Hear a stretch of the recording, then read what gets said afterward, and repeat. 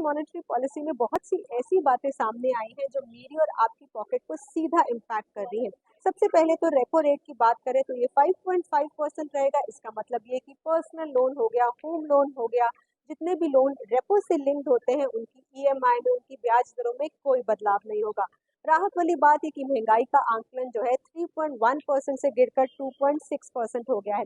शेयरों के अगेंस्ट अगर आप लोन लेते हैं तो उसकी लिमिट 10 लाख से बढ़ाकर 25 लाख कर दी गई है। इसके अलावा आरबीआई गवर्नर ने ये भी साफ कर दिया कि वो सीरियसली कंसिडर कर रहे हैं ऐसी सिचुएशन को कि अगर आपने अपने स्मार्ट डिवाइस की, जैसे कि स्मार्टफोन, स्मार्ट टीवी इत्यादि की किस्तें टाइम पर नहीं भरी तो वो लॉक हो सकते हैं। लेकिन गवर्नर ने साफ कहा कि यहाँ पर यूजर की जो डेटा प्रिवेसी है वो बनी रहेगी। ये जी बिजनेस की खबर पर मोहर।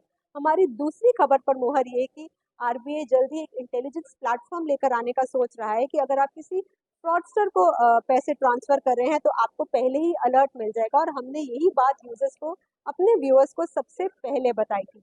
हमारी तीसरी खबर पर मोहर ये कि ईसीएल नॉर्म्स जो हैं हमने 1 अगस्त को बताया था कि 2 से 3 महीनों में आएंगे और आज इसकी अनाउंसमेंट हो गई है। ये 1 अप्रैल 2027 से लागू होंगे। डिपॉजिट इंश्योरेंस की बात करें तो यहाँ पर भी हमने कहा था कि बैंक्स जितने स्थिर हैं उसके हिसाब से डिपॉजिट इंश्योरेंस का प्रीमियम तय होगा, क्योंकि डिपॉजिट इंश्योरेंस सरकार 10 लाख तक लेकर जाना चाहती है, लेकिन बड़े बैंक ये कह रहे थे कि हम स्टेबल हैं तो हम ज़्यादा प्रीमियम क्यों दें। तो यानी कि बहुत सी ऐसी बातें जो बैंकर्स को इम्पैक्ट कर रही है और मेरी और आपकी जेब को इम्पैक्ट कर रही है।